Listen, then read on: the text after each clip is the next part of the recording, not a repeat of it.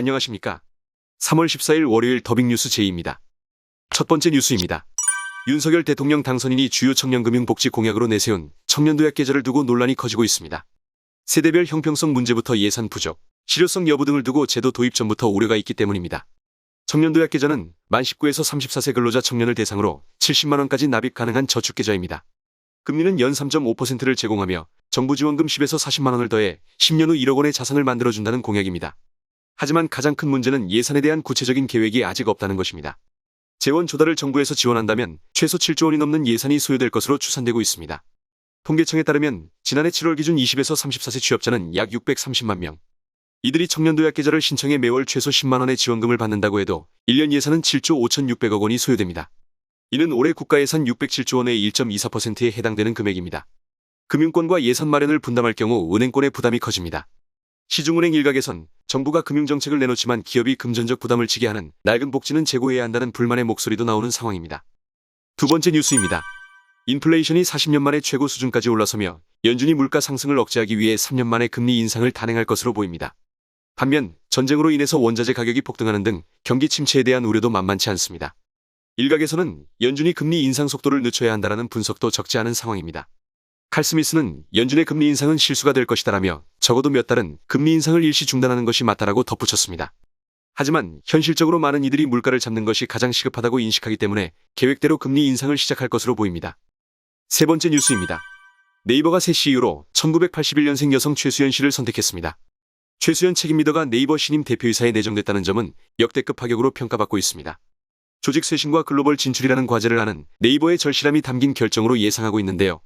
업계에서는 최수연 내정자와 김남선 최고 재무책임자를 선두로 네이버가 글로벌 진출의 속도를 낼 것으로 전망하고 있습니다. 해외 시장에 밝은 두 내정자는 네이버를 글로벌 전진기지로 삼아 자체 기술력을 바탕으로 해외 사업에 주력할 예정이라고 합니다.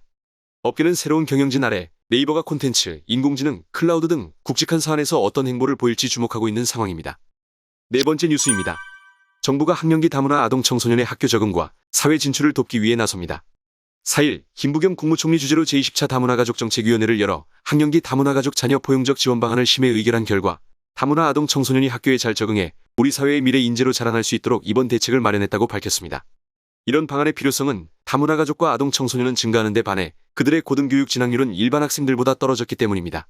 국내 다문화가족 아동 청소년 규모는 매년 증가하는 추세로 2020년 기준 16만 명에 달해 2016년 때보다 2배 가까이 증가했습니다. 그러나 다문화가족 학생과 일반 학생 간 교육 수준 격차는 두드러졌습니다.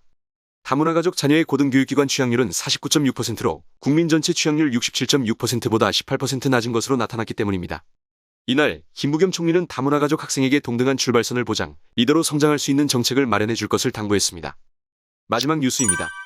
13일 매일경제와 신한카드 빅데이터 연구소가 자영업 데이터를 분석한 결과 코로나19 2년간 전체 자영업 창업은 감소했지만 20대와 60대의 창업은 오히려 늘어난 것으로 나타났습니다. 30에서 50대 창업이 최근 2년간 줄어든 것과 대조적입니다. 장재영 신한카드 빅데이터 연구소 상무는 이에 20대는 취업난 때문에 창업으로 돌아섰을 가능성이 있고 60대는 창업이 늘어난 것과 더불어 전체 인구에서 차지하는 비중이 높은 것도 한 원인으로 볼 수 있을 것이라고 분석했습니다. 다음은 오늘의 채용 공고입니다. IBK 기업은행에서 올 상반기 신입행원 채용을 진행합니다. 모집 인원은 총 150명으로 금융 일반 중 일반은 52명, 지역 할당은 36명, 보우는 5명으로 총 93명, 디지털은 45명, 금융 전문 글로벌은 12명입니다. 지원서 접수 기간은 10일부터 29일 오후 2시까지이며 서류 심사와 필기, 실기 이후 최종 면접을 거쳐 최종 합격자를 선발할 예정입니다.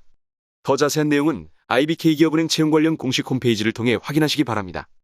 이것으로 3월 14일 더빙 뉴스를 마치겠습니다. 콘텐츠가 도움이 되셨다면 구독과 좋아요, 댓글 부탁드리며 알림 설정으로 더 좋은 콘텐츠를 받아보시기 바랍니다. 감사합니다.